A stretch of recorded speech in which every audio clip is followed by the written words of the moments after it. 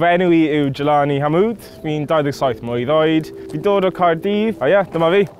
Ges I fiennu lawr fan hyn yn Llanrymni. Es I ysgol yn Caerdydd, ysgol Glan Taf, so fi wedi cael addysg drwy'r Cymraeg. Fi yw'r unig un yn y teulu sy'n gallu siarad Cymraeg, ac felly syniad wych fy mam oedd I danfo fi ysgol Gymraeg. Dwi wedi bod yn siarad I hers hynna. Daeth mam gi a tad gi lawr o Barbados yn syth I Caerdydd. Nath y ddau o nhw dechrau gwaith gyda gi gyda NHS. Tad gi fel sair a mam gi wedi dechrau fel nyrs. Mae mam fi ei hunan, mae hi'n nyrs hefyd. Yn anffodus, nid y fi'n mynd I fod yn nyrs. Does dim yr ymenydd gyda fi amdano fe.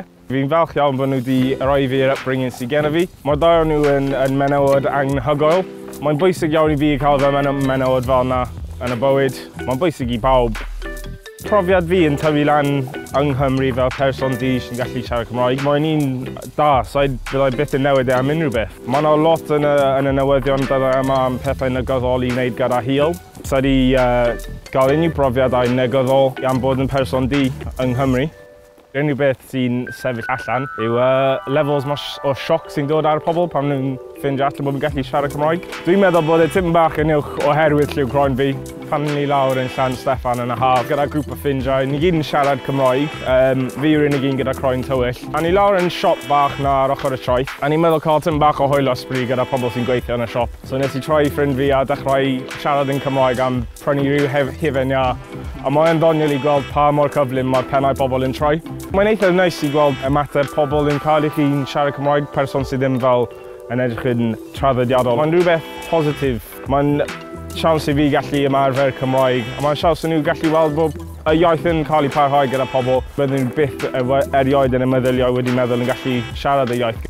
Dwi'n digon ffodus bod fi ond wedi cael profiadau sy'n positif. I fi, popeth yn iawn trwy ysgol, trwy tyfu fyny, allan o'r ysgol.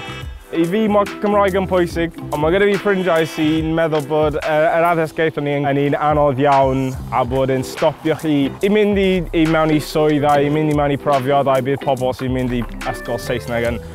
A ni wedi mynd mewn I heated debates. Does dim problem gyda bod yn aml iaith. Just fod chi'n bod gennych chi croen tywyll a mae pobl falle yn troi pen yn gyflym pan chi'n gallu siarad Cymraeg. Embrace it. Mae'r dyfodol yn un positif. Gobeithio byddai'n cael teulu sy'n gallu siarad Cymraeg, mwy o ffrindiau sy'n gallu siarad Cymraeg, a falle bod pobl sy'n adnabod fi nawr sydd ddim yn gallu siarad Cymraeg, falle bod gen nhw diddordeb I dysgu tipyn bach a cael sgwrs gyda fi. So fe'n becso pa tras chi'n dod o Caribbean neu be bynnag, ni gyd yn gallu siarad Cymraeg, ni'n un Cymru.